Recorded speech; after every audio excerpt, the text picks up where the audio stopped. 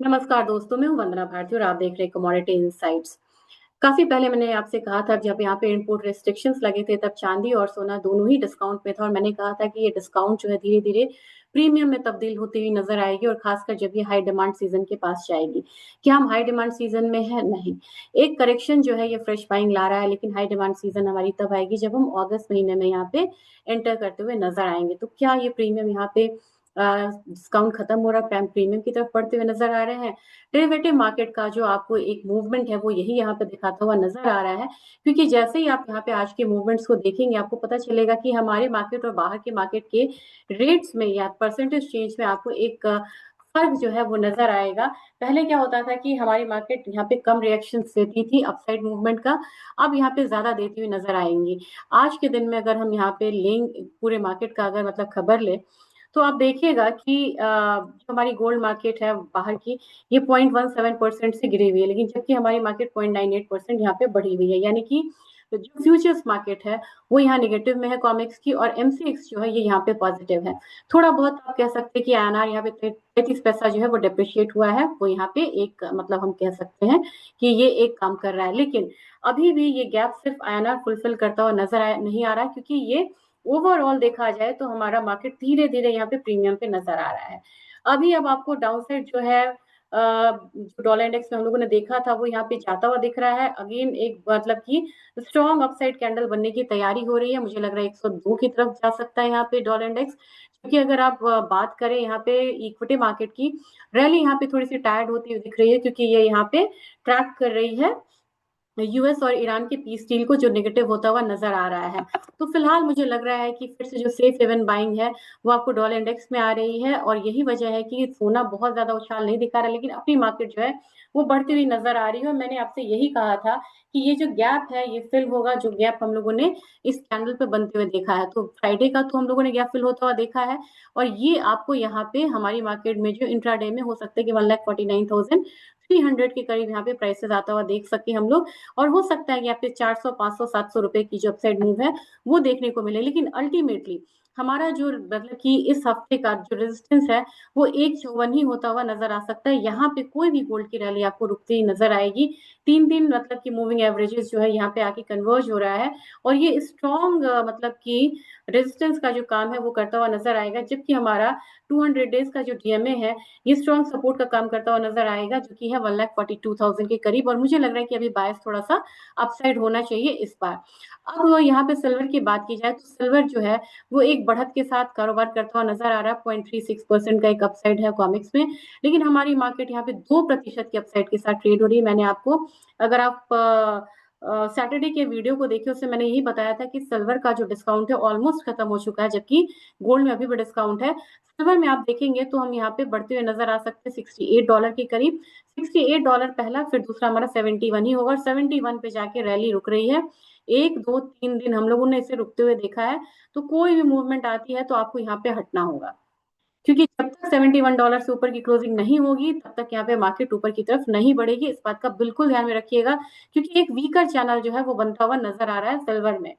अब यहाँ पे सिल्वर में हमारे बाजार में बात करें जहाँ 2% का उछाल है, यहाँ पे आप एक बारी 2,44,000 का एक लेवल जो है वो आता हुआ देख सकते हैं। मुझे लग रहा है कि यहाँ पे आके एक रेजिस्टेंस आपको आएगा 2,44,000 और वहां पे मार्केट थोड़ी सी थमती हुई नजर आएगी, स्टेबल होती होती है या $71 की तरफ जाती है, तब जाके हम नेक्स्ट यहाँ पे 253 वाला लेवल आता हुआ देख सकते हैं। सपोर्ट हमारा आपको भी पता है 2,22,000 के करीब है, या जो हमारा एक लो लगा था 2,28,000, वो इमीडिएट यहाँ पे सपोर्ट जो है वो नजर आ सकता है।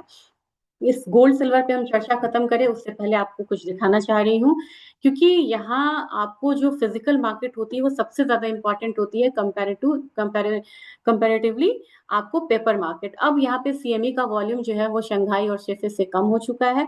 तो जब बात होती है मतलब वॉल्यूम सबसे स्ट्रॉन्ग एक्सचेंज की है तो वो चाइना उभर के आ रहा है और शंघाई का ये एक स्पॉट है। शेफे का फ्यूचर्स है, वेस्टर्न में आपको ये सीएमई हो गया, ये वेस्टर्न में सीएमई फ्यूचर्स हो गया, ये सीएमई स्पॉट है। अब यहाँ पे जो फ्यूचर्स है वो 15 सेंट्स यहाँ पे ट्रेड हो रहा है मतलब कि प्रीमियम पे। लेकिन जब आप कंपैरिजन करेंगे शंघाई स्पॉट की और वेस्टर्न स्पॉट यानी कि सीएमई स्पॉट की, आप यहाँ पे फर्क देखिए, करीब प्रीमियम जो है $60 के करीब का है, यानी कि चाइना महंगा ट्रेड हो रहा है, जबकि फ्यूचर्स जो है वो ट्रेडिंग उसकी ज्यादा महंगी है, और यहाँ पे हम लोगों ने लगभग $10.5 तक का एक प्रीमियम जो है एड ऑन होता हुआ देखा है चाइना में। ये एक बार मैक्सिमम जो प्रीमियम था ये $49 के करीब था, मिनिमम मिनिमम गया था 5 से $6 के करीब यहाँ पे गया था। अब आपको ये देखना होगा कि अभी भी प्रीमियम जो है वो थोड़ा सा हायर साइड है, यानी कि फिजिकल मार्केट के डिमांड को बताता हुआ नजर आ रहा है। चलिए, ये बात ये दिखा रहा है कि जो फिजिकल मार्केट की डिमांड है वो यहाँ पे इंटैक्ट है। बात करेंगे अब यहाँ पे क्रूड ऑयल की। क्रूड ऑयल में मुझे लग रहा है कि अल्टीमेटली ये सपोर्ट जोन है $73 और उसके बाद $69 एक रेंज में है। अभी यहाँ पे आप इसे मिस कर सकते हैं क्रूड को, क्योंकि काफी सारी न्यूज है, लेकिन एक ट्रेंडी मार्केट आपको है नेचुरल गैस की। नेचुरल गैस से मुझे अपसाइड मूव लग रहा है, और मुझे लग रहा है कि $3.4 तक नेचुरल गैस जाता हुआ दिखाई दे सकता है। इस हिसाब से हमारे मार्केट में ऑलरेडी मैंने सुबह में ही आपको बोला था 310 से ऊपर आए तो एक अच्छी बाइंग बनेगी। 321 322 के लिए, मतलब इनफैक्ट 23 के लिए आप मान के चलिए ₹10 की और बढ़त है। यहाँ पे एक बाइंग आपको आ सकती है, और नीचे की तरफ जो आपको सपोर्ट रहेगा वो 302 303 रुपए का यहाँ पे हो सकता है। एल्यूमिनियम आज बढ़ता हुआ नजर आ रहा है, 360 तो मैंने बोला था, लेकिन 360 ऑलरेडी आ गया है। धीरे धीरे आपको ये वाला लेवल आता हुआ दिखाई दे सकता है यहाँ पे। अब ये रेजिस्टेंस जो पहले सपोर्ट था, रेजिस्टेंस है 363 से लेके 364 वाला जोन आता हुआ मानिए कि एल्यूमिनियम आपको दिखा सकता है। जबकि जिंक की बात करें, जिंक एक स्ट्रॉन्ग कमोडिटी यहाँ पे है, और मुझे लग रहा है कि जिंक में अब प्राइसेस जो है ऊपर की तरफ आपको 370 371 आ सकता है।